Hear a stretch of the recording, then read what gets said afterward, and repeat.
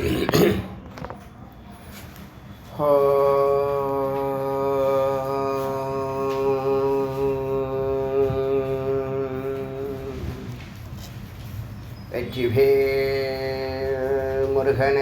அரோகரா. ஏக குரு ஸ்ரீ ஸ்கந்த குருவே நமக. வந்தே குரு பரம்பரா. குரு பிரம்மா குரு விஷ்ணு குரு தேவோ மகேஸ்வரः குரு சாட்சாத் பரபிரம்மா தஸ்மை ஸ்ரீ குருவே நமः. குருவே சர்வலோகானாம் விஷயே பவரோகிணாம் நிதயே சர்வவித்யானாம் ஸ்ரீ தட்சிணாமூர்த்தே நமः. ஓம் சகனாவவத்து சகனோ புனக்து சக வீர்யம் கரவாவகை தேஜஸ்வினாவதீதமஸ்து மா வித்விஷாவகை. ஓம் சாந்தி சாந்தி சாந்தி. இன்னைக்கு முருகப்பெருமானுடைய கருணையினால் 44வது உபனிஷத்து, அதாவது பிரம்மத்தை நோக்கிய பயணத்தில் 44வது படிக்கட்டு கால் எடுத்து வைக்கிறோம். இந்த உபனிஷத்து ஷுரிகோ உபனிஷத். ஷுரி அப்படின்னு சொன்னால் வாள், கத்தி. உபனிஷத்துக்கு பேர் இப்படி இருக்கு அப்படின்னு பார்த்தா, இது மித்யாஸ் உபாதிகளெல்லாம் கலைகளையெல்லாம் வெட்டி எடுத்து தேவையான பிரம்மஸ்வரூபத்தை நமக்கு கொடுக்குது. அதனால் ஷுரி அப்படிங்கிற பேரிலேயே ஒரு தலைப்பை வச்சுருக்காங்க, ஷுரிகா உபனிஷத், ஷுரிகோ உபனிஷத். இது கிருஷ்ண யஜுர்வேதம். 25 மந்திரம் இருக்குது. விஷயம் தாரணா பற்றி பேசுது. தாரணா என்ன செய்யும்? டெல்டா நிலைக்கு நம்மை அழைத்து செல்லும். அறிவுலேருந்து அனுபவமாகணும்னா அதுக்கு நாம் 0 நிலைக்கு போகணும். அமைதியை கடந்தால் தான் ஆனந்தம். அமைதிக்கே போகாத நிலை வரைக்கும் அகம்பிரம்மாஸ்மிங்கிற உணர்வு ஏற்படாது. அகம்பிரம்மாஸ்மி உணர்வு ஒரு நாள்லையோ ஒரு வருஷத்துலையோ ஒரு ஜென்மாவிலேயே வரக்கூடிய விஷயம் அல்ல. நம்மளுடைய அறிவு எந்த அளவுக்கு நுட்பமாகுதோ, நுட்பமாக அந்த சூட்சுமமான அந்த பாதையில் இந்த சித்தானது இறைவனை நோக்கி பயணித்து இப்போ என்ன தெரிஞ்சுக்குது? சிரவணத்தில் என்ன தெரிஞ்சுக்குது? ஓ, இதெல்லாம் இருக்கா, இருக்குமா இப்படின்னு பல சந்தேகம், கேள்விகள் அதெல்லாம் இருந்துச்சு. ஒன்றுமே தெரியாமல் இருந்த சைத்தன்யமான நாம் குரு வந்த பிறகு சிரவணம் செய்ய நமக்கு இதெல்லாம் இருக்கா, எதுவுமே எல்லாமே அதிசயமாக இருக்கே, ஆச்சரியமாக இருக்கே. நம்ம இப்போ இவ்வளோ நாள் என்ன வாழ்க்கை வாழ்ந்தோம், எப்படி பொய் பின்னாடி இப்படி கண்ணை கட்டி அழைச்சிட்டு போணுச்சே அப்படின்னு ஒரு வருத்தம் கட்டாயம் ஏற்படணும். நல்ல முமுட்சுவாக இருந்த எனக்கு ஏற்பட்டுச்சு. எனக்கு என்ன ஏற்பட்டுச்சுன்னா, ஞானத்துக்காக இல்லை, இதை பேசுகிறதுக்கு லேட் பண்ணாரேன்னு. இந்த யோகத்தை பேசுகிறதுக்கு அடியார்களுக்கு கொண்டு சேர்க்குற வேலையை 22லேயே கொடுத்துருக்கலாம், வந்த அன்றைக்கே கொடுத்துருக்கலாம். எனக்கு அது வருத்தம். அது நம்ம கையில் இல்லை. உங்களுக்கு என்னென்னா, உங்களுக்கு எப்போ புண்ணியம் தலை தூக்கிச்சோ, எப்போ முருகப்பெருமானை நோக்கி வேல் பூஜைக்கு வந்தீங்களோ அப்போ அங்கே கதவை திறந்தார். வேல் பூஜைக்கு வர சொல்லி. ஏன்னா வேல் பூஜையை வேதம் தான் ஆரம்பிச்சுது. இதெல்லாம் ப்ராக்டிக்கலாக நடந்துகிட்ருக்க விஷயம். நம்ம 750 பேர் இருக்கோம். நம்ம கனவுல யார் கனவுலையும் போகாத அந்த பரம்பொருள் வேதம் படிக்கக்கூடிய பையனுடைய கனவுல போய் சொல்லி ஆரம்பித்த பூஜை அது. அதனால தான் அங்கே வேதம் விளங்குது. அதனால் நிச்சயமாக எதிர்காலத்தில் அங்கே வேதம் விளங்கும், ஞானப்பீடமாகுங்கிறதுல ஒரு அணுவளவு சந்தேகம் இல்லை. அதுக்கப்புறம் சிரவணம் பண்ணதுக்கப்புறம் இத்தனை விஷயம் இருக்கா, இப்படி இருக்கா, அடடான்னு ஒவ்வொரு நாளும் ஒவ்வொரு உபநிஷத்துலேயும் ஒவ்வொரு விஷயத்த வஜ்ர சூச்சிகா உபநிஷத்து எவ்வளோ ஆழமான உண்மையை எவ்வளோ தைரியமாக எடுத்து சொல்லியிருக்கு. அத்வைத அனுபூதி, அகண்ட ஆனந்த ஸ்வபாவம், சச்சிதானந்த ஸ்வரூபம், பிரம்மம். எவ்வளவு அற்புதம்! இதெல்லாம் சும்மா ஒரு நாளில் மாற்றத்தை கொண்டு வர முடியாத விஷயம். அது எவ்வளவு ஒரு உபநிஷத்து 25 மந்திரம் பேசி 20 மந்திரம் பேசி ஒரு பாயிண்ட்டை சும்மா ஆழத்தில் இறக்கிடுச்சு. இப்போ இந்த வேதத்தை படிக்கிறவங்க எல்லாம் நல்லவர்களாக மாறுவாங்களா கெட்டவர்களாக மாறுவாங்களா? இந்த நாட்டுக்கு நல்லவர்கள் தான் தேவை. அறிவு இருக்கிறவன்லாம் தேவையில்லை. அறிவு இருக்கிறவன் அன்பு இல்லாத அறிவு வேஸ்ட், அறிவு இல்லாத அன்பும் வேஸ்ட். அன்பும் அறிவும் சேர்ந்த நிலை தான் அனுபூதி. அறிவு நிறையா இருந்து அன்பு இல்லைன்னு சொன்னால் அது குறுக்கு வழியில் பயன்படுத்தப்படுது. அன்புனா என்னது? எல்லாம் ஒரே சைத்தன்யம். அப்போ சிரவணம் பண்ணி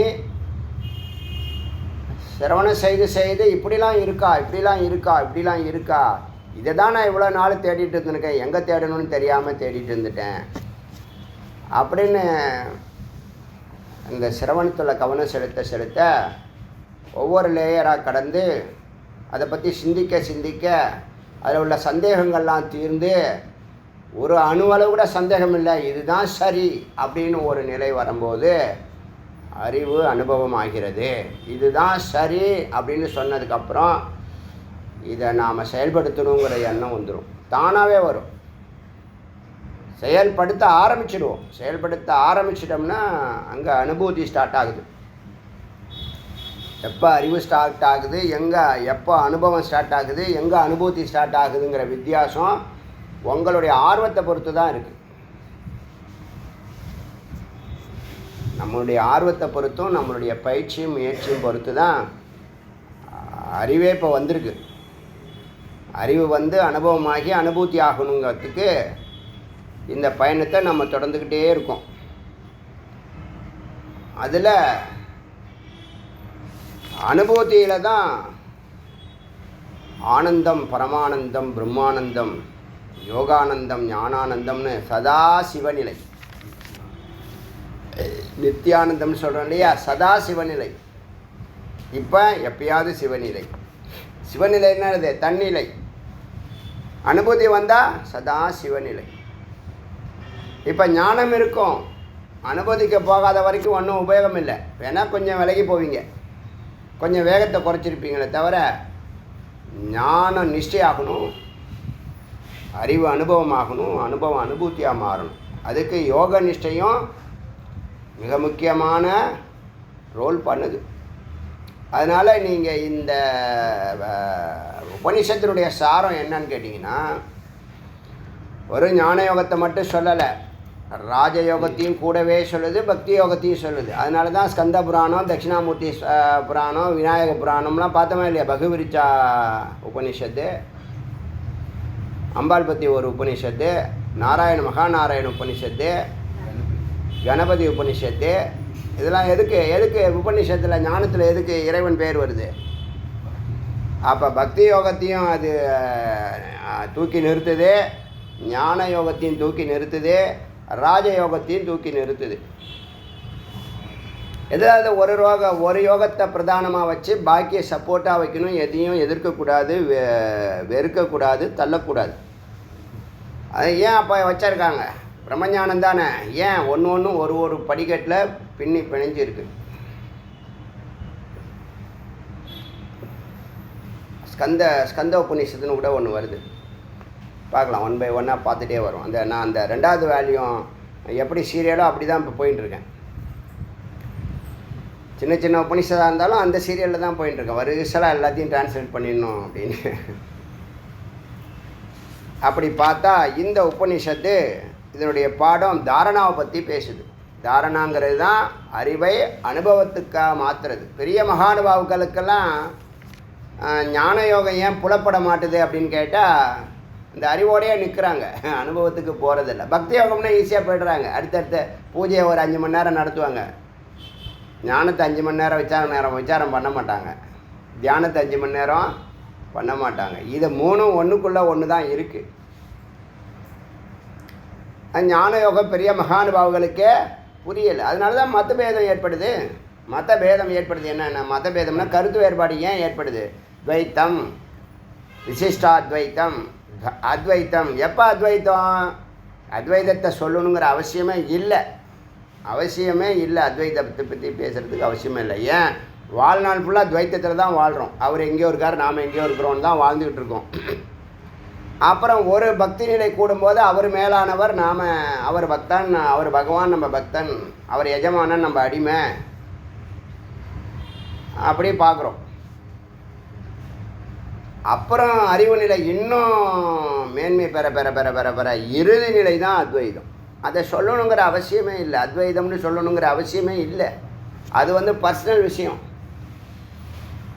ஆனால் சந்தேகம் தவறான புரிதல் இருக்கக்கூடாதுங்கிறதுக்காக ஒன்றில் நெல்லுன்னு சொல்கிறது. எல்லாம் ஒன்றுலேருந்து தான் வந்திருக்கு. சூரியன்லேருந்து தான் எல்லா பிளானட்டும் வந்திருக்கு. மறுக்க முடியுமா? அது மாதிரி சூரியன் 100 இருக்குன்னு சொல்லலாம். 100 சூரியனும் ஒரு சூரியன்லேருந்து வந்திருக்கும். அதுதான் பிக் பேங் தியரி. ஒரு விதைப்பட்டால் ஒரு செடி தானே முளைக்குது, 10 செடி முளைக்காத. அந்த தத்துவத்தில் இந்த தாரணையை பற்றி தாரணைன்னா இமேஜினேஷன் பண்ணுவோம் சில நேரத்தில். ஏன்னா இது கண்ணுக்கு தெரியாது. இந்த உபநிஷத்து ஃபுல்லாக யோகம் பற்றி பேசுகிறது, ராஜயோகம் பற்றி பேசுகிறது, நாடி நரம்புகளை பற்றி பேசுகிறது, உள்ளே நீ தியானம் பண்ணும்போது என்னென்ன நடக்குதுங்கிறதெல்லாம் பற்றி பேசுகிறது. இது முதல் கிளாஸில் புரியாது. இது ஒரு இன்ட்ரோ கிளாஸாக தான் எடுக்க போகிறேன். ஆனாலும் அறிமுகப்படுத்தும் போது மிகச்சரியாக அறிமுகப்படுத்திடுவேன், சொல்கிறேன். இது நமக்கு ஞான யோகத்துக்கு இது சப்போர்ட்டாக இருக்கணுமே தவிர அத்தியாவசியம் இல்லை. இது இருந்தால் தான் அது இல்லை. ஏன்னா ஞான யோகம் புருவமதிகவானா வந்துடும், ராஜயோகம் புருவமதிக்கு வரனா ஒவ்வொரு நிலையாக வரணும். உட்காந்து தியானம் பண்ணி தியானம் பண்ணுறோம்ல, அதுக்கு முன்னாடி ஒரு பாவனை பண்ணுவோம். பாவனையும் தாரணா தான். எங்கே கருத்தை நிறுத்துகிறோமோ அங்கே கண்ணு போகும், எங்கே கண்ணு போகுதோ அங்கே பிராணன் போகும், காற்று போகும். இது ஏற்கனவே பார்த்த விஷயம். நீங்கள் இந்த இடத்துல பிராணனை கொண்டு வா, புருவமதியில் பிராணனை கொண்டு வா, நாபியில் பிராணனை கொண்டு வா, நெஞ்சில் கும்பகம் பண்ணு அப்படின்னு சொன்னால் எப்படிடா கொண்டு வருது, காற்றை எப்படி பிடிச்சி இழுத்துன்னு வருது, அழைச்சிட்டு வருதான்னு உனக்கு கவலை வேண்டாம். உன்னுடைய சித்தை அங்கே போனால் அங்கே ஆட்டோமேட்டிக்காக பிராணன் வருது. உங்கள் மனம் அங்கே போனால் ஆட்டோமேட்டிக்காக பிராணன் அங்கே வருது. எங்கே நீங்கள் ஃபோக்கஸ் பண்ணுறீங்களோ அங்கே பிராணம் வரும். ஃபோக்கஸ் பண்ணுறது உங்கள் கருத்து, அதுதான் சைத்தன்யம், அதுதான் சித்து. அதனால் அதை பற்றி இங்கே பண்ண நாபியில் பண்ண சொன்னால், ஹிருதயத்தில் பண்ண சொன்னால், கண்டத்தில் பண்ண சொல்லும், கட்டவரலில் பண்ண சொல்லும். இதெல்லாம் தாரணை. அங்கங்கே நிறுத்தி வை கொஞ்சம் நேரம் அப்படின்னு அர்த்தம். ஏன் இப்போ அவங்க கணக்குப்படி பார்த்தீங்கன்னா இந்த 6 ஆதார சக்கரங்கள் இருக்குல்ல, சகசிராரத்தோட 7 சேர்த்தோம்னா 6 ஆதார சக்கரங்களும் என்ன பண்ணுது, பிரபஞ்சத்தில் இருந்து ஆற்றலை நாடிகள் மூலமாக வாங்குது. சூரியனுடைய வெளிச்சத்தில் வரக்கூடிய ரேஸ் இருக்குல்ல, அந்த சூரிய பெருமான், சூரிய நாராயணன் வெளியில் வெப்பமும் வெளிச்சமாக இருந்தாலும் உள்ள பிராணனாக இருந்து அதுக்குள்ளே ஈசனாக இருந்து யாரை பார்த்தாலும் அந்த 3 பேர் இருப்பாங்க. உங்கள் உடம்புலே பித்தம், வாதம், கப்பம்னு சொல்லுவாங்க. பித்தம் அக்னி ருத்ரன், அப்புறம் கஃபம் சொல்கிறோம்ல அது நீர், யார், பெருமாள், வாயு பிரம்மா. எப்படி வேணாலும் மாற்றி மாற்றி இந்த 3 பேர் தான் என்ன பண்ணுறாங்க, எல்லாரையும் ஆட்சி பண்ணுறாங்க.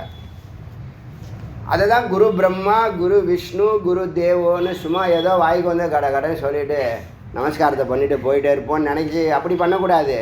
குரு பிரம்மா, குரு உன்னுடைய ஸ்தூல உடம்பு உங்களை பார்க்குறவங்கெல்லாம் யாரை பார்க்க, பிரம்மஸ்வரூபத்தை தான் பார்க்குறாங்க, விராட்ட ஸ்வரூபத்தை தான்.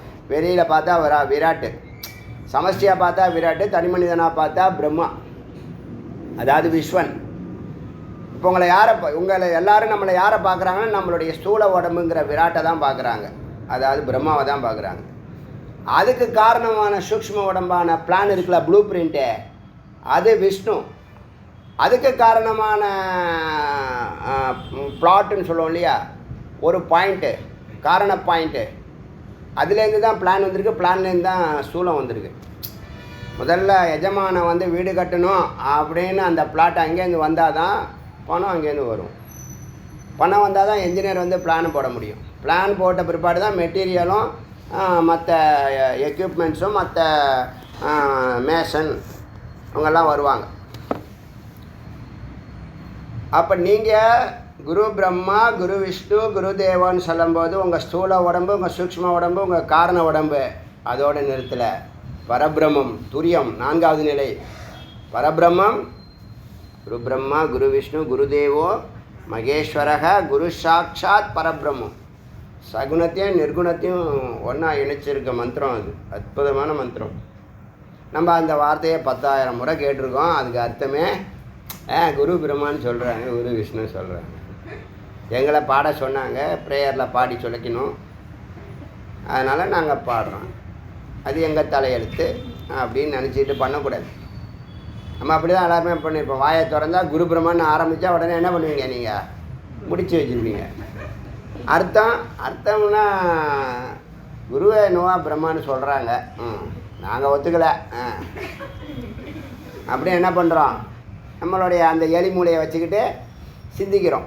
எலி மூளை எவ்வளோ அளவுக்கு இருக்குன்னு தெரியுமில்ல? எதுக்கு எலி மூளைன்னா 10 கிராம் தான் இருக்கும் அது எலி மூளை. தெரியுமா? பார்த்துருக்கீங்களா? சரி.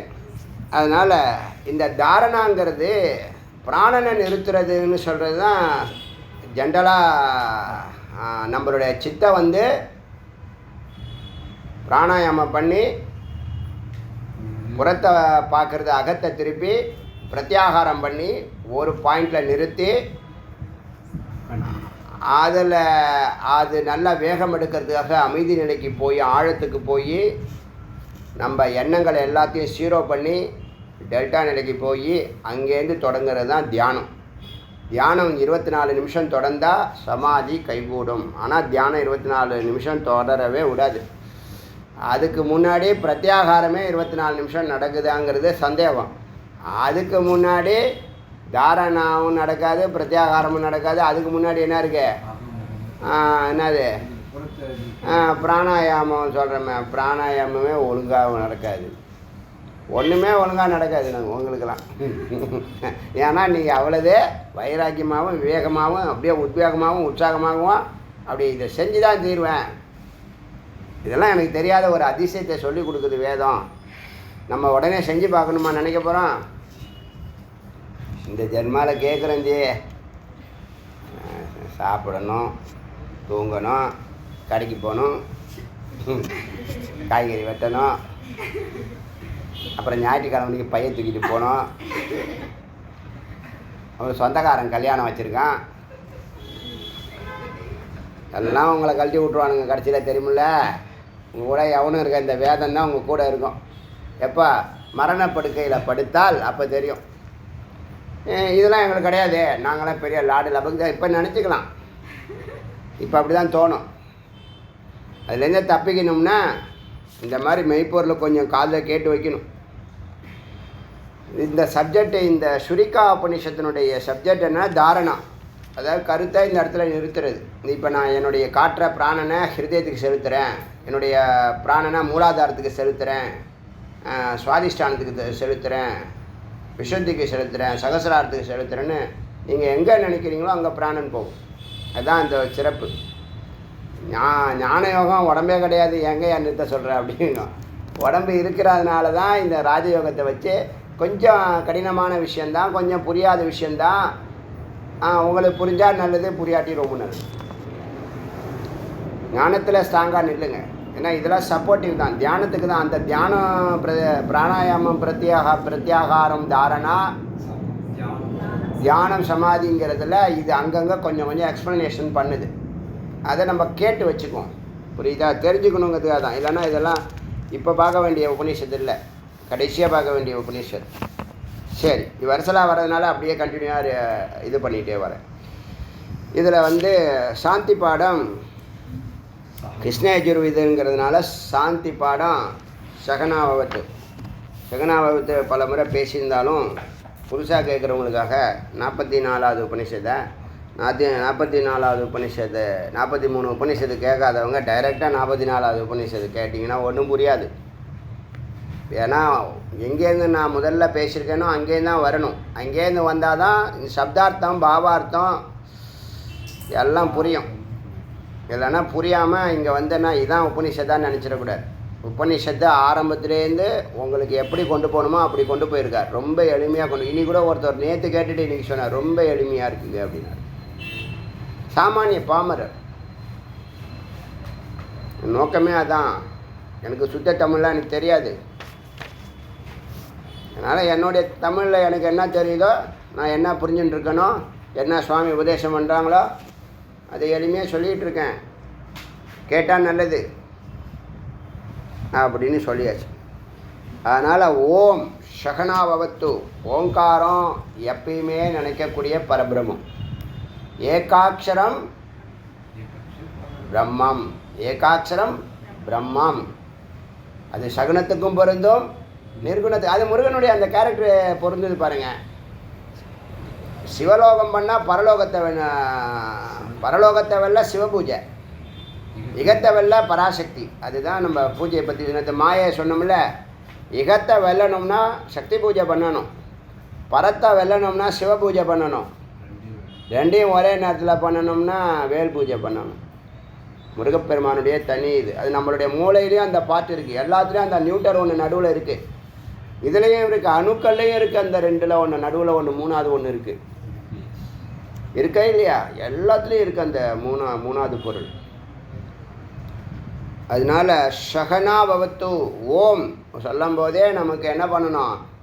நம்ம சைத்தன்யம் நெகிழ்ந்து போகணும். நம்மளுடைய சித்தே இங்கே மனமாக இல்லை, சித்தா இருக்கிறீங்க. இப்போ வேதாங்க கேட்கும்போது சித்தாயிடுவீங்க ஆட்டோமேட்டிக்காக.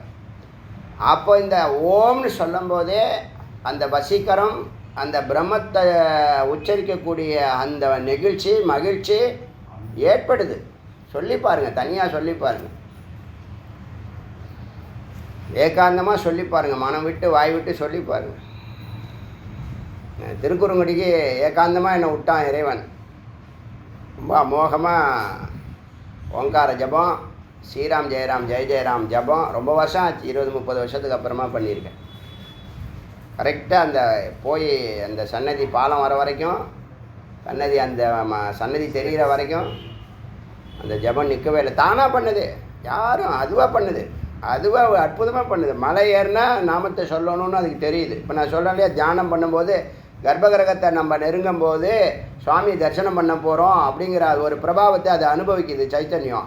அப்போ அது ஓங்காரம் சொல்லுது, ஆட்டோமேட்டிக்காக சொல்லுது. நடுவுக்கு போகும்போதும் அந்த ஜபத்தை ஆட்டோமேட்டிக்காக சொல்லுது. நீங்கள் இப்போ இன்னும் சொல்லப்போனால் சும்மா அப்படி நான் அவங்க சொல்லுவேன்னா உங்களுக்கு நீ சைட்டாக உட்காந்தாலே தானாக மேலே ஏறும்னு. எனக்கு அப்படி தான் இருக்குது.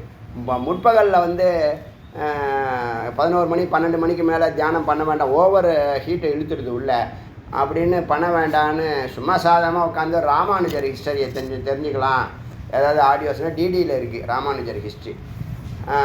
அதை கொஞ்சம் நேரம் பார்த்து அப்படி சைட்டாக உட்காந்து பாருங்கள், அதே ஏறுது, அதுவாக ஏறுது, அதுவாக நடுவுக்கு போகுது. நம்ம முயற்சி பண்ணாலும் போகாத நடுவுக்கு தானாக போகுது. அதுதான் அங்கே சிறப்பு.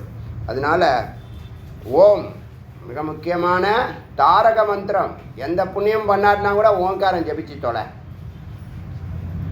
இது வரைக்கும் நான் ஒரு பரோபகார்த்தம் பண்ணதில்லை, ஒரு உறவார பணி பண்ணதில்லை, திருப்பணி பண்ணதில்லை, எதுக்குமே தான தர்மம் பண்ணதில்லை, அன்னதானம் பண்ணதில்லை, ஒரு மண்ணாங்கட்டியும் பண்ணதில்லை, பூஜையும் பார்த்ததில்லை. அப்படி நான் வாழ்க்கையை வேஸ்ட் பண்ணிட்டேன்னு நினச்சேன்னா ஓங்காரம் சொல்லு.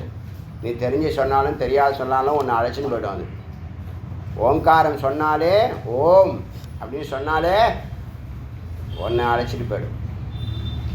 அதனால் ஓம் சக ந அவத்து, அவர் எங்களை அவத்து காக்கட்டும், சக நௌ குணத்து எங்களை பரிபாலனம் செய்யட்டும், போஷிக்கட்டும். இப்போ அந்த நாடி சொன்னல, நமக்குள்ளே இருக்கக்கூடிய சைத்தன்யத்தினுடைய சென்டர் பாயிண்ட்லேருந்து 72,72,10,210 நாடி இருக்குது. ஆனால் நம்ம 72,000 தான் கணக்கில் வச்சுருக்கோம். எங்கே இருக்கு? சகசிராரத்துலேயும் கூடுது, பூர்வ மத்தியிலையும் கூடுது, பிரதானமாக ஹிருதயத்தில் கூடுது.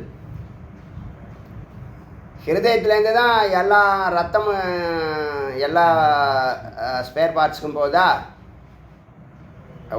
எல்லா பார்ட்ஸுக்கும் போகுதா. அதுபோல் சைத்தன்யத்திலிருந்து பல கோடி ரேஸ் வெளிப்படுது. யாரோட தொடர்பு வச்சுருக்குன்னா சூரிய கதிர்களோடு தொடர்பு வச்சுருக்கு. சூரிய கதிர் அதனுடைய ரேஷ்மியாக இந்த நாடிகள் மூலமாக தான் நமக்கு வெப்பமும் வெளிச்சமும் கொடுக்கறது, பிராணசக்தி கொடுக்கறது. அதனால் எதுக்கு நாடின்னு ஒன்று வச்சுருக்காங்கன்னு சொன்னால், கண்ணுக்கு தெரிகிற ஸ்தூலமாக தெரிகிற நரம்பு எப்படி ரத்தத்தை கடத்துதோ அதுபோல் சூரியனுடைய கதிர்கள் நம்ம உடம்ப தொடர்பு கொள்ள, உலகத்தில் உள்ள எல்லா ஜீவராசிகளும் தொடர்பு கொள்ளுதாங்க. நைட்டில் இரவு சூரியனே வராது அப்படின்னா இரவில் நைட்டில் சந்திரன் இருக்குல்ல, அந்த ரேஸ் மூலியமாக தொடர்பு கொள்ளுதான் உலகத்தில் உள்ள எந்த ஜீவராசியும். அதனால தான் விஸ்வவேதாகான்னு அதுக்கு ஒரு பேர் இருக்குது. விஸ்வவேதாகா ஆச்சரியமாக இருக்கா இல்லையா? அது எதன் மூலியமானா அதனுடைய கதிரும் நம்ம உடம்புக்குள்ளே வரத்துக்கான நாடிகளும் கனெக்ட் ஆகும்போது நாம் என்னவாகிறோம்? உற்சாகம், உத்வேகம், உயிர்ப்பிக்கிறோம். இப்போ ஆதார சக்கரம் ஒன்று என்ன பண்ணுது? ஒவ்வொரு ஆதார சக்கரத்தை சுற்றி முக்கியமான ராஜ உறுப்புகள் இருக்குது. இந்த பிராணசக்தி உடம்புல எங்கேயுமே ஸ்டேக்னட்டடாக இல்லாமல் ஃபுல்லாக நல்லா நீரோட்டம் மாதிரி நல்லா பரவி நாடி நரம்புகள், நாடி சுத்தின்னு ஒரு பிராணாயாமம் இருக்குது. அப்படியே இடது மூக்கு இழுத்து தம் கட்டாமல் வலது மூக்கை விடுறது, வலது மூக்கு இழுத்து தம் கட்டாமல் இடது மூக்கு விடுறது, இல்லை 2 மூக்காலையும் இழுத்து தம் கட்டாமல் இழுக்கிறது விடுறதுன்னு 10 வாட்டி செய்வாங்க. நாடி சுத்தின்னு பேர். அது என்ன பண்ணும்? உடம்பை நல்லா விரிவடைய வைக்கும். இது என்ன பண்ணுது? ரத்தம் போகக்கூடிய ஒரு குழல் இருக்குல்ல, டியூப் இருக்குல்ல, சின்ன டியூப்பு, மைக்ரோ டியூப்பு, அதை சுற்றி இருக்கு அந்த நாடி.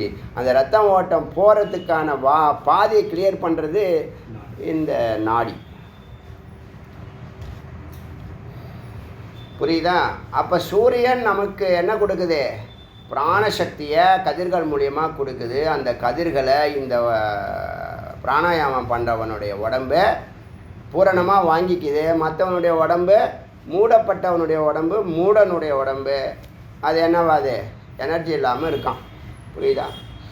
இது அங்கே இருக்கிற விஷயம். அதனால் நம்மளை போஷணம் பண்ணுறது அந்த இறைவன். அதனால தான் புஷ்யன்னு அவனுக்கு பேர். புனத்து சகவீரியம் கரவா வகை, எங்களுக்கு வீரியம் சகிப்புத்தன்மையும் சாமர்த்தியத்தையும் கொடுக்கட்டும். வீரியம்னா என்னது? சகிப்புத்தன்மை என்னது? நம்மளுக்கு வரக்கூடிய பிரச்சனைகளை தாங்கிக்கிட்டு ஒரு காலை எடுத்து வைக்கிறது. எனக்கு பிரச்சனை வந்துட்டேன்னு உக்காந்து அழுது முடங்கி போகிறதில்ல. பிரச்சனை வந்தால் அதை எப்படி டேக்கிள் பண்ணுனான்னு யோசனை பண்ணி செய்து ஒரு காலை எடுத்து வைக்கிறது. நிற்கிறதில்ல, நடக்க ஆரம்பிச்சிடுறது. பயணத்தை கட் பண்ணுறதில்ல. அப்படி இருந்தால் அது வீரியம்னு பேர். வீரியமிக்கவர்கள் தான் வெற்றி அடைவார்கள். வீரியமிக்கவர்களுடைய சங்கல்பந்தான் ஜெயமாகுது. ஒரு மந்திரம் பார்த்தோமே 2-3 கிளாஸுக்கு முன்னாடி பார்த்தோம். வீரியம் இருந்தால் தான் அவன் சங்கல்பமே பண்ண முடியும். புரியுதா? அதனால் தேஜஸ்வினா அவதீதமஸ்து, எங்களுடைய படிப்பு ஞானம் தேஜஸ் நல்லாக பிரகாசிக்கட்டும். மாவிது விஷாவகை, நாங்கள் ஒருவருக்கொருவர் வெறுக்கக்கூடாது. குருவுக்கும் எங்களுக்கும் எந்த ஒரு கருத்து வேறுபாடும் வரக்கூடாது. ஓம் சாந்தி சாந்தி சாந்தி, அமைதி பெறட்டும் அப்படின்னு சொல்லி இந்த சுரிகா உபநிஷத்து முதல் மந்திரத்தை ஸ்டார்ட் பண்ணுறோம். ஓம் சுரிகாம் சம்பிரபக்ஷயாமி, சுரிகாவை பற்றி நன்றாக சொல்லப் போகிறேன். தாரணம் யோக சித்தையே, நீங்கள் யோகத்தில் சித்தி அடையணும்னா முதல்ல தாரணம் கற்றுங்க. மனசை இங்கே வா அங்கே வான்னு சொன்னால் மனம் அங்கே வரணும். நில்லுனா நிற்கணும், உட்காரணும். எப்போ நில்லுனா நிற்கும், உட்காரும். புத்தி ஸ்ட்ராங்காக இருந்தால். ஏன்னா நில்லுனா நிற்கும், உட்காரணும். எங்கே நிற்கணும்னு சொல்கிறதுக்கு புத்தி வேணும் இல்லையா? ஞானம் வேணும் இல்லையா? அறிவு வேணும் இல்லையா? அதனால் இது சிரவணம் பண்ணினதுக்கு அப்புறமும் உள்ள தியானம், அதாவது தாரணை. இந்த 8 இருக்கிறத நேரடியாக சமாதின்னு சொல்லலை. எட்டு அங்கம் இருக்குல்ல, ஏன் தியானம்னு சொல்கிறாங்க? அஷ்டங்க யோகம்னு எதுக்கு சொல்கிறாங்க? 8 அங்கம் உடைய ஒரு யோகம்னு சொல்கிறாங்க. யோகம்னா என்னது? இணைவது. யாரோட இணைவது? சத்தோட இணைவது. யார் இணையிறா? சித்து இணையுது. சித்தும் சத்தும் இணையிற வரைக்கும் துவைத்தம், இணைஞ்சா அத்வைத்தம். அப்போ தாரணம் யோக சித்தையே. தாரணம் கற்றுக்கோ, தாரணா கற்றுக்கோ. தாரணா தான் உன்னை என்ன பண்ணுது? அறிவிலேருந்து அனுபவத்துக்கு அழைச்சிட்டு போகிறது. தாரணா கற்றுக்கோ. தாரணா யோக சித்தையே. நீ செய்யக்கூடிய யோகம் சித்தியாகும். இப்போ ஏன் துவைத்தம் பேசுகிறாங்க? ஏன் விசிஷ்டாத்வைத்தம் பேசுகிறாங்க? அத்வைத அனுபூதியே ஏற்படலை. அத்வைத அனுபூதி ஏற்பட்டால் பேசுவாங்களா? துவைத்தம் பேசுவாங்களா? பேச முடியாது. எப்படி? உண்மைக்கு மனசு தலை வணங்கும். ஏன்? உண்மைதான் ஜெயிக்கும். நீ பொய்யை வச்சுக்கிட்டு 100 பேரை வச்சுக்கிட்டு கூட பேசலாம், பொய் ஒரு நாளும் ஜெயிக்காது. தர்மத்தின் வாழ்வுதனை சூதுகவும் பின் தர்மம் கொஞ்சம் கொஞ்சமாக வெல்லும். அது தூங்குறதே இல்லை, உறங்குறதே இல்லை. யார்? சத்தியம். இது பொய்யை ஒரு நாள் அதீத விழிப்புணர்ச்சியில் பொய்யை சொல்லி விட்ருவோம். ஒரு வாரம் கழித்து மறந்து போயிடும். என்ன பொய் சொன்னோமோ அன்றைக்கி. இன்றைக்கி என்ன சொல்கிறது?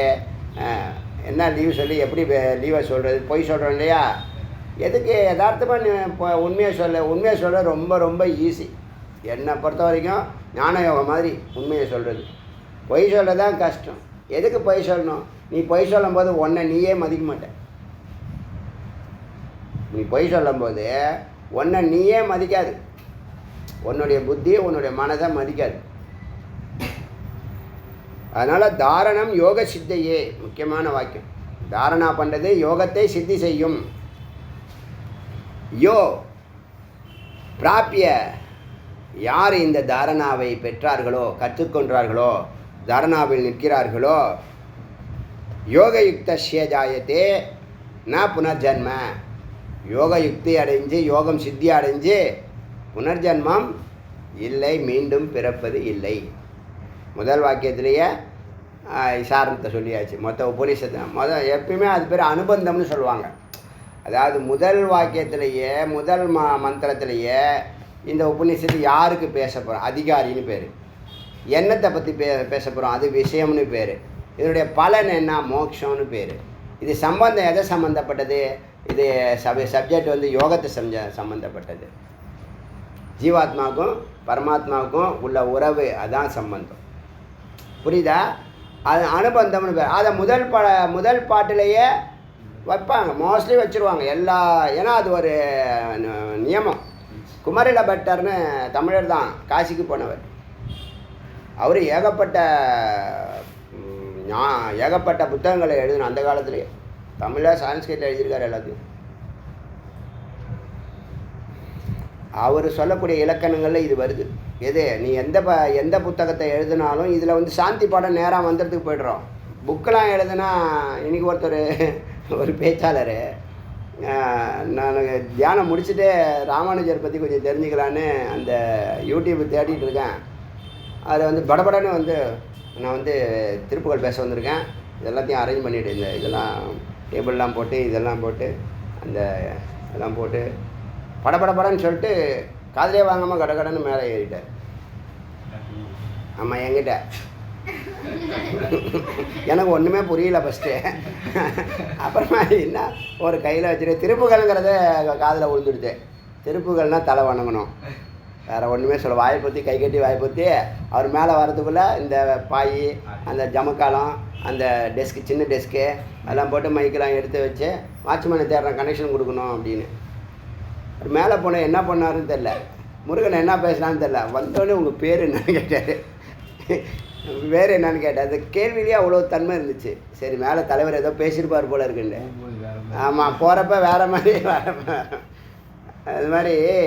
இது எதுக்கு இந்த விஷயம் சொல்லனா, முதல் இதுலையே அப்புறம் என்ன பண்ணிட்டார், 2 நிமிஷம் கூட பேசலை.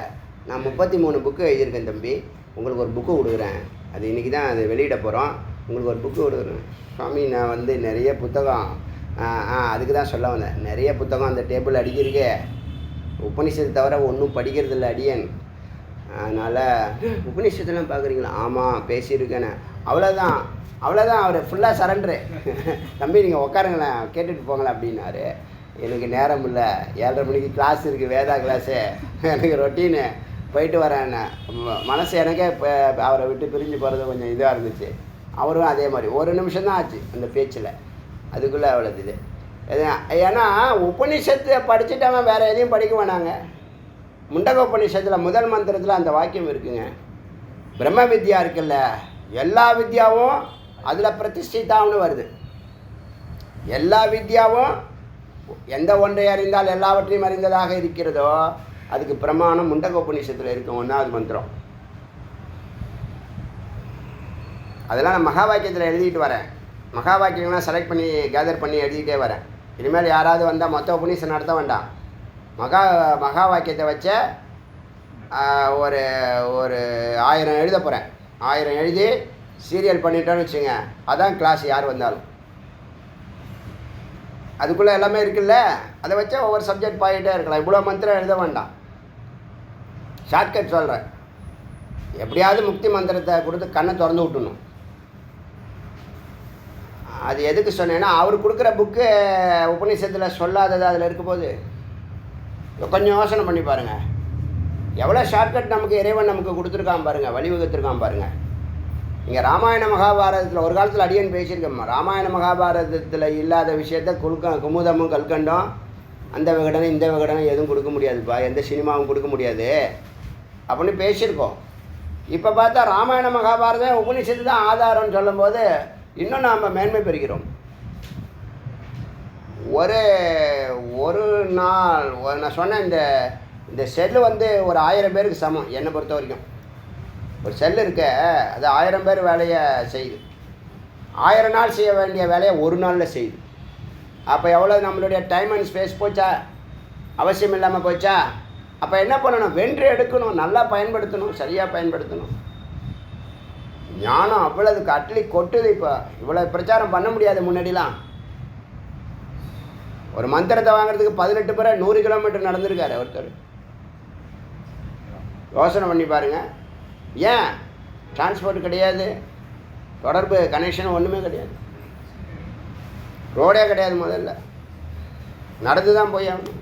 சாப்பாடு கிடையாது, சத்திரம் கிடையாது, லைட்டு கிடையாது. இப்போ நமக்கு எவ்வளோது இருக்குது. அப்போ எளிமையாக வென்று எடுக்கலாமே. இப்போ இருக்கிற வாய்ப்பு எதிர்காலத்தில் இருக்குமான்னு சொல்ல முடியாது. ஏன்னா பழசு தான் புதுசு, புதுசு தான் பழசு, மாறி மாறி வருது. தோற்றம் நிற்கும் மறையும்.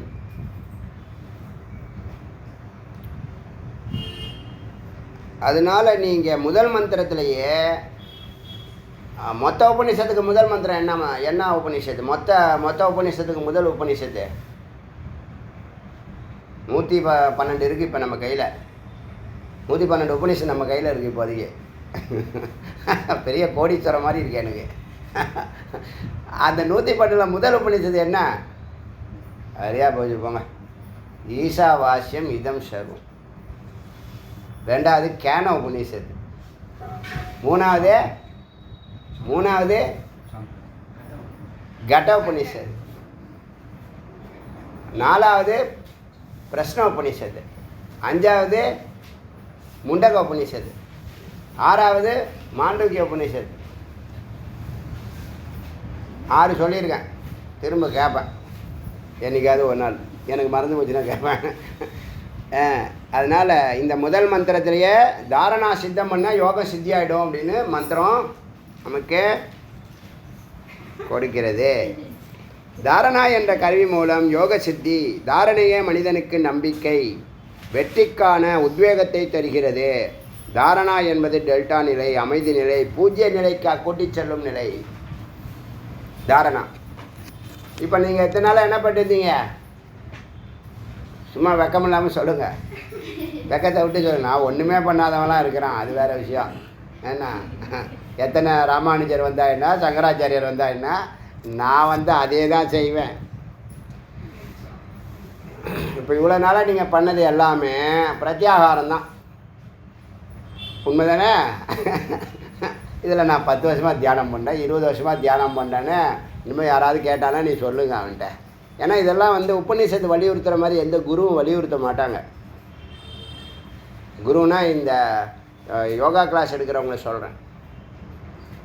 ஏன்னா அவங்கள உபநிஷத்து ஞானம் இல்லாமல் இருக்கலாம், குறைஞ்சிருக்கலாம். வெறும் பிரத்யாகாரம் பண்ணுறதுக்கு அவனுக்கு ஒரு மணி நேரம் முடிஞ்சு போயிடும். 1 மணி நேரத்துக்கு மேலே தியானம் பண்ண வேணா இருக்கானா? தியானம்னா இப்போ தெரியுதா, 2.5 மணி நேரம் உட்காந்தா தான் தியானம் கைகூடும். அப்புறம் நீ சமாதி. யார் நல்லா ப்ராக்டிஸ் பண்ணவங்களுக்கு. ப்ராக்டிஸில் இருக்கிறவன் என்னையா வேலை உனக்கு, சும்மா தானே இருக்க வீட்டில், கண்ணை மூடிட்டு இரு, அதான் விஷயம்.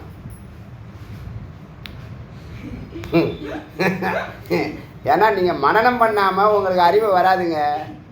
நீங்கள் குரு என்ன சொல்லி கொடுக்குறாங்களோ வாக்கியங்களை தொடர்ந்து சிந்திச்சாதான், சந்தேகம் வந்தால் தான், சந்தேகத்தை சரி பண்ணிக்கிட்டாதான் உங்களுக்கு கிளாரிட்டி வர தான் அது செயலாக மாறுங்க.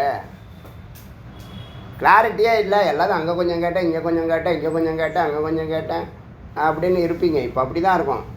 இப்போ முன்னாடி வச்ச பாயிண்ட்டெல்லாம் இப்போ கனெக்ட் பண்ணியிருக்கோமே. இப்போ பிரம்மம்னா என்னென்னு ஒரு ஸ்ட்ரக்சர் வந்துருச்சா இல்லையா? வரலையா? வந்துச்சு இல்லை?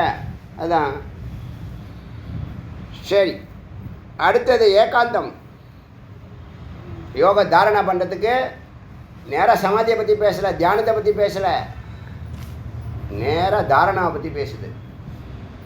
வேத தத்துவார்த்தம் அவிஹிதம் யதோக்தம் ஹி ஸ்வயம்புவா நிஷப்தம் தேசம் ஆஸ்தாய தத்ர ஆசனம் அவசிதः.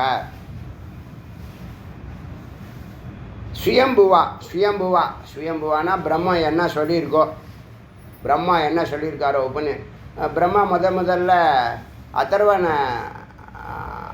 ஆமாம் ஓங்காரத்தையும் அதங்கிற வார்த்தையும் 2 வந்துச்சு. தப்பன்னு சொன்னார் அவர். பிரம்மா உக்காந்தார், என்ன பண்ணுறது எங்கேருந்து ஆரம்பிக்குதுன்னு தெரியல சிருஷ்டியை.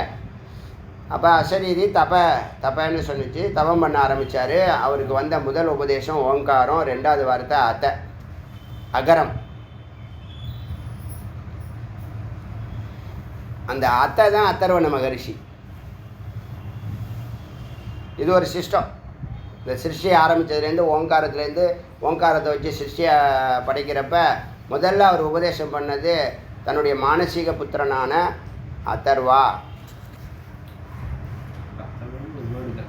ஆமாம் அதர்வண மகரிஷி, அதர்வண வேதம், எல்லாம் ஒன்றா கனெக்டட் தான். இங்கே அந்த அதாவுக்கு பேர், அந்த பிரம்மாவுக்கு பேர், இன்னொரு பேர் சுயம்புவானா எனது அம்மா அப்பா இல்லாமல் தானே தோன்றியவர். எல்லாம் சங்கல்பத்தில் பிறக்கிறவங்க. சுக்லசுரோனிதம் கிடையாது. முருகப்பெருமானுக்கு சுக்லசுரோனிதம் கிடையாது. முருகப்பெருமான் பிறந்தது எப்படி பிறந்தார்? யோகாக்னினால் பிறந்தார். தேவர்கள் எப்படி பிறப்பாங்க? அப்படி தான் பிறப்பாங்க. அதனால் சுயம்புவால் சொல்லப்பட்ட பிரம்மாவால் சொல்லப்பட்ட வேத தத்துவார்த்தங்களை, வேதங்கிறது யார்? பிரம்மத்தினுடைய மூச்சு. ஏன் மூச்சுன்னு சொன்னாங்க? பிராணன் யார்? பிராணன் தான் இங்கே இருக்கிற எல்லாமே. பிராணன் தான் சூக்ஷ்ம உடம்பு, பிராணன் தான் ஸ்தூல உடம்பு, பிராணன் தான் காரண உடம்பு, பிராணன் தான் பஞ்சபூதம், பிராணன் தான் மண், பிராணன் தான் நீர், நெருப்பு, காற்று, ஆகாயம், எல்லாம் பிராணன் தான். ஆச்சரியமா எல்லாம் அம்பாள். அதுக்கு இன்னொரு பேர் ஹிரண்ய கர்ப்பன், மாயை அல்லது மாயோன். அப்போ ஆகாயமும் காற்றும் தான் இந்த உலகம். ஆகாயம் எல்லாத்துக்கும் இடம் கொடுக்குது, ஆதாரமாக இருக்குது, அது சிவம். அதில் அசையாமல் இருக்குது. காற்று அசையுது, அதுதான் அம்பாள், இல்லைன்னா விஷ்ணு. அது மாயையோட சேரும்போது இவர் ஈஸ்வரன் ஆகிறாரு. அவருடைய இன்னொரு சூக்ஷ்ம உடம்புக்கு வரும்போது அவர் விஷ்ணுவாக மாறுறாரு. அவர் ஸ்தூல உடம்புக்கு வரும்போது பிரம்மாவாக மாறுறாரு. புராணத்தில் தான் பிரம்மா, விஷ்ணு, மகேஸ்வரன்லாம் இருக்கும். வேதாந்தத்தில், உபனிஷத்தில் விராட்டு, ஹிரண்ய கர்ப்ப, ஈசன்கிற பேர் இருக்குது. அங்கே மட்டும் ஈசன் மாறாமல் இருக்கார்.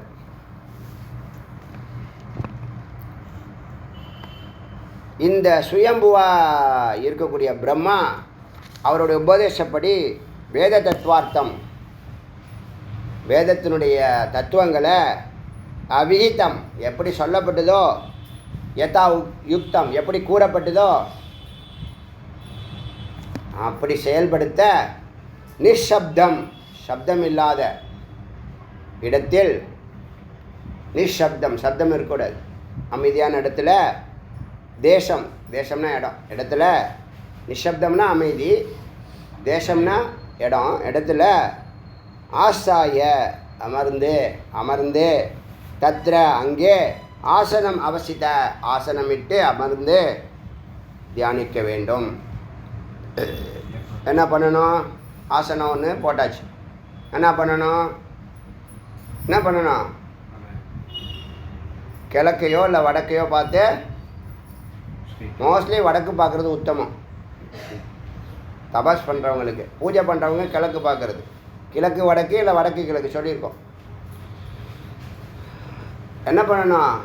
ஆசனம் போடணும். முதல்ல ஆசனம் போட்டு, எந்த ஆசனம்? சுகாசனம், ஈஸியான ஆசனம் போட்டு கிழக்க நோக்கி, சிவத்தை நோக்கி. ஏன் சிவம்? அவர் தான் எல்லாத்துக்கும் ஆதாரம். யாரை வேணாலும் நீங்கள் வணங்கலாம், அது உங்கள் இஷ்டம். உபனிஷத்துப்படி ஸ்தூல சூக்ஷ்ம காரணம், இந்த மூணுக்கும் ஆதாரமாக இருக்கிற பரபிரம்மம். அந்த பரபிரம்மன் தான் ஒரு உடம்புல காரணமாக இருக்குது, ஒரு உடம்புல சூக்ஷ்மமாக இருக்குது, ஒரு உடம்புல பிரம்மாவாக இருக்குது. அதனால் பிரம்மா மட்டும், மகாவிஷ்ணு கொஞ்சம் இன்னும் கொஞ்சம் மேலே, சிவன் அதை விட மேலே, அப்படிலாம் இந்த மனித ஈஸ்வர சிருஷ்டியை ஜீவ சிருஷ்டி மாற்றிவிடும். புத்தியை என்ன பண்ணிடும்? பேதளிச்சிடும். பேதம்னா என்னது? புத்தி பேதளிச்சிடுன்னு சொல்கிறாங்களே, என்ன அர்த்தம்? என்ன அர்த்தம்? பேதம்னா என்னது? பிளவுப்பட்டுடுச்சுன்னு அர்த்தம், உடச்சிடுச்சுன்னு அர்த்தம், வித்தியாசம் இருக்குதுன்னு அர்த்தம். அது மாதிரிலாம் இருக்கக்கூடாது. பேதம் இருந்தாலே துவைத்தம்னு பேர். துவைத்தம் இருந்தால் பேதம், அதுதான் பாயிண்ட். இப்போ நம்ம ஞானத்தில் அத்வைதம் வந்தால் பேதமே கிடையாது. யார்கிட்ட சண்டை போடுவேன்? உங்களை தான் சண்டை போட்டுக்கணும். யாரை திட்டுறா? உன்னையே திட்டிக்க வேண்டியதுதான்.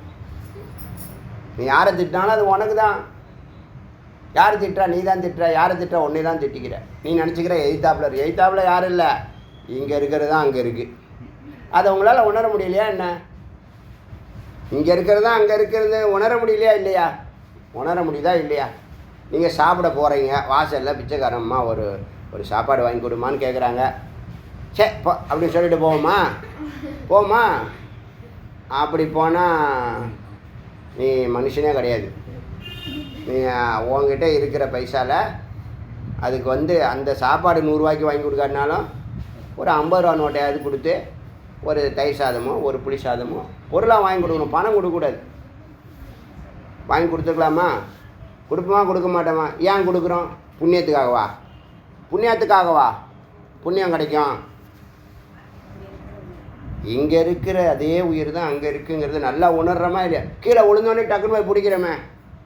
யார், எந்த ஊர், என்ன குளம் கோத்துறோம், அப்புறமா தான் ஒன்றா பிடிச்சி தூக்குவேன் அப்படியே சொல்கிறோம் இல்லையே? எப்படி அது நடக்குது? யார் சொல்லிக் கொடுத்தா? எந்த அப்பா அம்மாவும் சொல்லிக் கொடுக்கல. ஆனால் தானாக வருது. ஒருத்தன் கீழே விழும்போது டக்குன்னு தூக்குறோமா இல்லையா? ஒரு கிளாஸ் கிடக்குது, கத்துறமா இல்லையா? கிளாஸு கால் வச்சிடாதீங்க சொல்கிறோமா இல்லையா? நல்லா குத்தட்டும், நல்லா ஏறட்டும், நல்லா உள்ளே போய் ஆப்ரேஷன் ஆகட்டும், செப்டிக் ஆகட்டும் அப்படி நான் சொல்கிறோம்.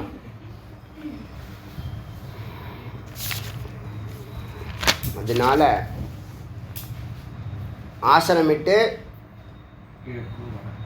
ஆசனப்பட்டு வடக்கு பார்த்து, உத்தமம் வடக்கு தபஸ் பண்ணவனுக்கு என்ன பண்ணணும்? பிராணாயாமம் பண்ணணும். நேராக தாரணம் உங்களுக்கு வருதே, உங்களுக்கு திருநெல்வேலியிலேருந்து அல்வா தான் வரும். என்ன பண்ணும்? பிராணாயாமத்தில் ஆரம்பித்து நாடி சுற்றிலாம் பண்ணி, இல்லை பிராணாயாமம் பண்ணாலே எல்லாமே அதுக்குள்ளே அடங்கும். ஒரு பிராணாயாமம் போதுங்க. அடியன் செஞ்சு காமிக்கிறேன்னு சொல்லியிருக்கேன். இந்த ஒரு பிராணாயாமத்தை வச்ச எல்லாரையும், பக்தர்கள் எல்லாரையும் முக்தர்கள் ஆக்கிரமா இல்லையா பாருங்கள். பிராணாயாமம் பண்ணினா என்ன ஆகும்? பிரத்யாகாரத்துக்கு வழிவகுக்கும். பிரத்யாகாரம் என்ன பண்ணும்? புலன்களை எல்லாத்தையும் கோமா ஸ்டேஜுக்கு அழைச்சிட்டு போயிடும். புலன்கள் எல்லாத்தையும் கோமா ஸ்டேஜுக்கு அழைச்சிட்டு போயிடும். புலன்கள் ஒன்றுமே வேலை செய்யாது. கண்ணு பார்த்தாலும் கண்ணு தெரியாது, காது கேட்டாலும் காது கேட்காது. ஏன்னா அது பற்றி அறிவு உள்ளே போகாது. உள்ளே போனால் சிந்திக்கும் இல்லையா, சிந்தனை கிடையாது. இப்போ புலன்கள் ஒடுங்கு, கோமா ஸ்டேஜ் போகுது, இல்லாமல் போகுது, செயலற்று போகுது, மரத்து போகுது, இன்ஜெக்ஷன் போட்டுடுது இந்த பிரத்யாகாரம். அப்புறம் தாரணம். தாரணாவில் என்ன பண்ணோம், ஒன்றில் அப்படியே அமைதியாக சிவத்தை நினச்சி உட்காரணும். உட்கார்ந்தால் யோகம் சித்தியாகும். சரி, இந்த தாரணாவுக்கு ஏகாந்தத்தை செலக்ட் பண்ணிங்களா, அதுவே சொல்லிடுச்சு பிரத்யாகாரம். கூர்மோ அங்கநீவ சம்ஹிருத்திய மனோஹிருதி நிருத்தியச்ச மாத்திர துவாதச யோகேன பிரணவேன சனை சனை மெதுவாக சனை சனை மெதுவாக பிரணவேன ஓங்காரத்தை துவாதச யோகேன 12 முறை ஓங்காரம் மெதுவாக சொல்லி பிரத்யாகாரத்துக்கு வழிவகுக்கணும். பிரத்யாகாரம் வழிவகுக்கிறதுனா என்ன, ஒரு இடத்துல முதல்ல ஃபோக்கஸ் பண்ணணும். முதல்ல கான்சன்ட்ரேஷன், அப்புறம் மெடிடேஷன். ஃபஸ்ட்டு ஒரு இடத்துல கான்சன்ட்ரேட் பண்ணுறோம் இல்லையா, அது பேர் ஃபோக்கஸிங். கான்சன்ட்ரேட் பண்ணுறது பிரத்யாகாரம். அந்த நிலை தொடர்ந்தால் தியானம், மெடிடேஷன். இப்போ அப்படி போகிறதுக்கு கூர்மை ஆமை எப்படி ஏதாவது பகைவர்கள் வந்தால் டக்குன்னு 5 கையும் உள்ளே இழுத்துக்குது, தலையும் உள்ளே இழுத்துக்கும், 4 கையும் தலையும் இழுத்துக்குது. அதுபோல் அங்கநீவை எல்லா உறுப்புகளும் எல்லா புலன்களும் வெளியில் போகிறதெல்லாம் உள்ளே ஒடுங்கிடும். சம்ஹிருத்திய சென்ட்ரு பாயிண்ட்டுக்கு மனதை ஹிருதி, ஏன்னா மனம்தான் புலன்களை ஆட்சி பண்ணுது, புலன்கள் தான் பொறிகளை ஆட்சி பண்ணுது. பொறிகள் புலன்களுக்குள்ளே வந்து புலன்கள் மனதுக்குள்ளே ஒடுங்கி மனம் ஒரு பாயிண்டில் கான்சன்ட்ரேட் பண்ணணும். அது பேர் என்ன, பிரத்யாகாரம். அதை பண்ணுங்க. அப்படி பண்ணும்போது இந்த பிராணாயாமத்தை 12 முறை சொல்லணும், 12 முறை செய்யணும், 12 முறை ஓங்காரத்தை ஜபிக்கணும். ஒரு ரவுண்டு என்ன, லெஃப்டில் போய் லெஃப்டில் இழுத்து பூரகம்னு பேர், நிறுத்துறது கும்பகம், விடுறது வலது முக்கால் விடுறது ரேச்சகம், அப்புறம் அதே பக்கம் இழுத்து நடுவில் நிறுத்தி இடது பக்கம் விடுறது, ஆமாம், உள்ளே இழுத்தா பூரகம், பூர்த்தி பண்ணால் பூரகம், ஃபில்லப் பண்ணுறது பூரகம், நிறுத்தி வைக்கிறது கும்பகம், வெளியிடுறது ரேச்சகம். லெஃப்டில் இழுத்து நிறுத்தி ரைட்டில் ஒன்றும், ரைட்டில் இழுத்து நிறுத்தி லெஃப்டில் ஒரு பிராணாயாமம். அது அப்படி 12 முறை செய்யணும். உங்களுக்கு கூட சொன்னேன் 12 முறை, இந்த மந்திரத்துலேயும் வருது, 12 முறை வருது. 12 மாத்திரா 12 முறை ஓங்காரம் சொல்லணும். ஓங்காரம் சொல்கிறதுக்கு இதை விட வாய்ப்பு எப்போங்க கிடைக்கும்? தாரக மந்திரம் நான் வந்து கடைசி காலத்தில் சொல்கிறானுங்களே, ரிட்டையர்ட் ஆன பிற்பாடு நான் போகிறேன், இப்போ என்ன வயசு இருக்குது, நான் அப்புறமா போகிறேன்னு சொல்கிறானுங்கள, அவன்கிட்ட அறிவு இருக்கான்னு கேளுங்க முதல்ல. சும்மா கேட்டு பாருங்கள், உங்கள் சொந்தக்காரங்க யாராவது கேட்டாங்கன்னா கேட்டு பாருங்கள், அதோட உங்கள் உறவே கட்டாயிரும். அவன் வீணாக போகிறது இல்லாமல் ஒரு சரியான மார்க்கத்தை பல ஜென்மாவுக்கு அப்புறம் இப்போ தான் பிடிச்சிருக்கான், அந்த டோரை சாத்தி விட்டுறான். நடக்குதா இல்லையா? இது பேர் என்னது, பிரத்யாகாரம். புலன்களை ஒடுக்கு. புலன்களை ஒடுக்கலாம் கிடையாது. பிராணாயாமம் பண்ணால் புலன் ஒடுங்கி தான் ஆகணும். இது எல்லாமே இது என்னன்னா எல்லாமே செயல்முறை பயிற்சி. நீங்கள் சும்மா அதை உபதேசம் இல்லை, இது என்னது, இது கிடையாது, தியரி கிடையாது, ப்ராக்டிக்கல். நீ அதை பார்க்காத, இதை பேசாத, இதை கேட்காதெல்லாம் நீ சொல்ல வேண்டாம், அதுவே கேட்காம போயிடும், அதுவே பார்க்காம போயிடும். அதை செய்யணும். பால் கொதிக்குது. இப்போ வீட்டில் நடக்கிற காமெடி, இந்த ட்ரம் இருக்குல்ல, அதில் ஓசை போட்டு விட்டு மோட்டரை போட்டு விட்டுருது. அது பக்கத்தில் நின்று பிடிக்கிறதில்ல, பால் காய்ச்சிற கதை தான். பக்கத்தில் நின்று காய்ச்சறது கிடையாது, வச்சுட்டு சுவிட்சை போட்டுட்டு ஏதாவது ஒன்று நோண்டிகிட்டு இருக்கிறது. என்ன, தண்ணி ட்ரம்மு நம்பி வெளியில் ஊற்றுதில்ல, இங்கே சுவிட்சை ஆஃப் பண்ணணுங்கிற மைண்டு வேலை செய்யாது. அங்கே போய் தடப்பட ஓசை எடுத்து இங்கே ஓடுறது அங்கே ஓடுறது. இந்த மாதிரி காமெடி நடக்குதா இல்லையா? பொம்பளை பிள்ளைங்க வண்டி ஓட்டும் போது பார்த்தீங்கன்னா காமெடியாக இருக்கும். பிரேக்கு கையில் இருக்கும். சிங்கப்பெண்ணுன்னு போடுறான், யூடியூப்பில் போட்டு சிங்கப்பெண்ணுன்னு போட்டு பிரேக்கை பிடிக்காம காலாலே பிரேக் போடுதுங்க, தரையில் போட்டு தேய்ச்சி. அது மட்டும் இல்லை, அந்த கிக் பண்ணும்போது வண்டி எகிரிடுது. செம்ம காமெடி நடக்குது. இப்போ புரியுதா என்ன அர்த்தம்? நீ தண்ணி கீழே போகாதன்னு எங்கள் ஊரில் ஒருத்தர் இருந்தார். எங்கள் பாட்டி தண்ணி கொண்டு வர சொல்லுவாள். நான் வந்து 5th படிக்கிறேன் வச்சுங்க, சின்ன பையன். ஒரு சின்ன குண்டானை கொடுத்து, கேளுங்க, நான் எப்பயுமே சின்ன பையன் தான். ஒரு சின்ன குண்டான், ஏன்னா ஒரு சின்ன குண்டான் ஒரு ஜான் இருக்கும், அந்த அதில் போய் தண்ணி பிடிச்சிட்டு வாங்குவாங்க, கிணத்து தண்ணி. எங்கள் வீட்டிலேருந்து 5-6 வீடு தள்ளி ஒருத்தவங்க வீட்டில் இருக்கும், அவங்க வீட்டில் தான் தண்ணி சுத்தமான தண்ணி இருக்குது. கிணறும் அவங்க தான் விடுவாங்க. அந்த அந்த பானையை கொண்டு போய் வச்சுட்டு தண்ணி இழுக்கிறேன். ஒருத்தர் எங்கள் வீட்டுக்கு எய்த்த வீட்டுக்கார், கொஞ்சம் சூடு பிடிச்சவர். மண் குடத்தை எடுத்து வந்தார். எடுத்து வந்து நிறுத்துறாரு, அது சாயுது. பக்கெட்டை எடுத்து தண்ணி ஊற்றுறப்ப தண்ணி சாயுது. அவர் என்ன பண்ணார், செம்ம கோவம் வந்துடுச்சு. நான் பக்கத்தில் இந்த பாரு, அது சொல்கிறாருமா, அந்த குடத்துக்கிட்ட சொல்கிறார், இந்த பாரு, இந்த மாதிரி வேலையெல்லாம் எங்கிட்ட வச்சுக்காத, நீ இந்த மாதிரி நீ ஒன்றும் தண்ணியே பிடிக்க வேணான்னு தூக்கி டபுள் போட்டு. எனக்கு வந்து பயம் வந்துருச்சு. நீ போகிறா, நான் பார்த்துக்கிறேன், தண்ணியை வேணாம் ஒரு கெட்ட வார்த்தை சொல்லி அந்த பானை அப்படி தான் உருளும். அது வந்து ஒரு சருவலாக வச்சுருப்பாங்க. அதாவது தண்ணியை அந்த இது கிணத்தை சுற்றி கொஞ்சம் தரை போட்டிருப்பாங்க. அது கொஞ்சம் தண்ணி ஓடட்டும்னு சொல்லி அந்த தண்ணி அப்படி ஒரு வாட்டம் பண்ணி தென்னை மரத்துக்கு விடுற மாதிரி வச்சுருப்பாங்க. இழந்த மரம்லாம் இருக்குது அவங்க வீட்டில். இந்த மாதிரி வேலையெல்லாம் எங்கிட்ட வச்சு அதெல்லாம் பேசி போட்டு உடச்சாரு பாருங்க பானை. அதே மாதிரி கதை தான். அதே மாதிரி தண்ணியை வந்து சுவிட்ச் ஆஃப் பண்ணால் தண்ணி நிற்க போகுது.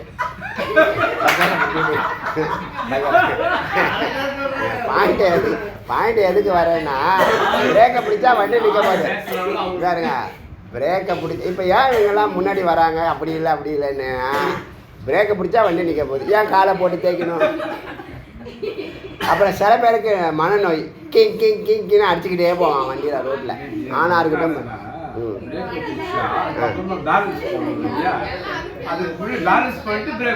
அது என்ன விஷயம்னா, அந்த டேர்னிங் திரும்புகிறாங்க பாருங்க, டேர்னிங் திரும்புறது அடுத்த ரோடு டேர்னிங் திரும்புகிற வரைக்கும் காலு கீழே தான் இருக்கு. செம்ம காமெடி. எதாவது பண்ணிட்டு போங்க எப்படியாவது. இதெல்லாம் நம்ம பார்த்து தொலைக்க கண்ணை மூடிட்டா வர முடியும். நம்ம எல்லாம் காமெடி நடக்குது நாட்டில், எல்லாம் யூடியூப்பில் இருக்குப்பா. ஆனால் நான் ஒன்றும் தனியாக சொல்லலை. சிங்கப்பெண்ணேன்னு போடுங்க, செம்ம காமெடி இருக்கும். கடவுளே, என்னாச்சு? அதனால நீ வந்து ஆமை போல் நீ வந்து ஒடுக்கு அடக்கெல்லாம் சொன்னால் அதெல்லாம் கேட்காது. அது பிராணாயாமம் பண்ணு, ஒடுங்கும். கான்சன்ட்ரேட் பண்ணு, ஒடுங்கும். பிரத்யாகாரம் முடிஞ்சிச்சா அப்புறம் தாரணாக்கு போ. அந்த விஷயத்த சொல்லுது. மூச்சு எப்படி சொல்லுது? 12 மாத்திரா துவாதச யோகேனு, துவாதச மாத்திரா யோகேனு. யோகத்தில் 12 மாத்திரா ஓங்காரம் சொல்லணும், பிரணவத்தை மெதுவாக சொல்லணும். கூர்மத்து போல் நம்மளுடைய மனசை ஹிருதயத்தில் நிறுத்தணும். ஹிருதயம்னா நடு, இது புருவமத்தியாக இருக்கலாம், சகசிராரம் இருக்கலாம், நெஞ்சுக்குழியாக இருக்கலாம். அடுத்தது பூரகம். பூரையேத் சர்வமாத்மானம் சர்வத்வாரம் நிருத்தியாச்ச உரோ முக கடி கிரீவம் கிஞ்சித்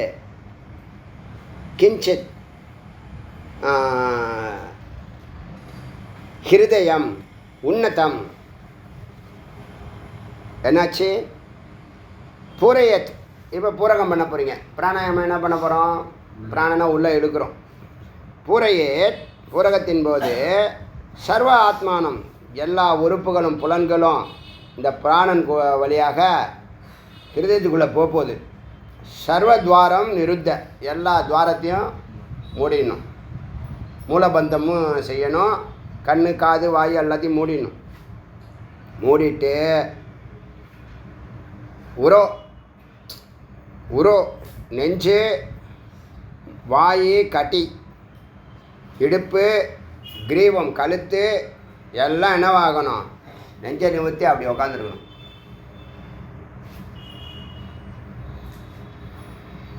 ராமானுஜர் எப்படி உட்காந்துருப்பாரு, அப்படி உட்காந்துருக்கணும். என்னமோ கொஞ்ச நாளாக ராமானுஜர் நம்மளை வசீகரிச்சிருக்கார். சரி, அடுத்தது கும்பக ரேச்சகம் 5வது மந்திரம். பிராணான் சந்தாரயேத், பிராணனை நன்றாக நிலைநிறுத்தியதுக்கு அப்புறம் சந்தாரயேத் அஸ்மின் நாசாபியந்தரம் ச அரிணக. இப்போ இந்த சாதகன் பிராணனை சந்தாரையேத் நன்றாக நிறுத்தினதுக்கப்புறம், தாரணா பண்ணதுக்கப்புறம், நாசாபியா அந்தரச்சாரினக நம்மளுடைய மூக்கு வழியாக இழுத்த காற்று நாபி வரைக்கும்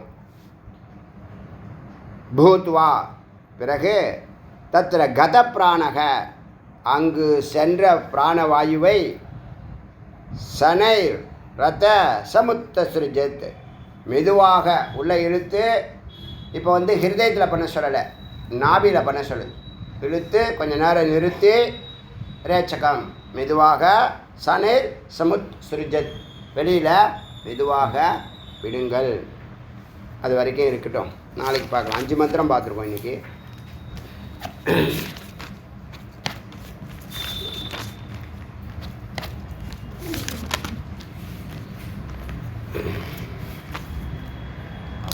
அருணாச்சல சிவ அருணாச்சல சிவ அருணாச்சல சிவ அருணாச்சல அருணாச்சல சிவ அருணாச்சல சிவ அருணாச்சல சிவ அருணாச்சல அருணாச்சல சிவ அருணாச்சல சிவ அருணாச்சல சிவ அருணாச்சல.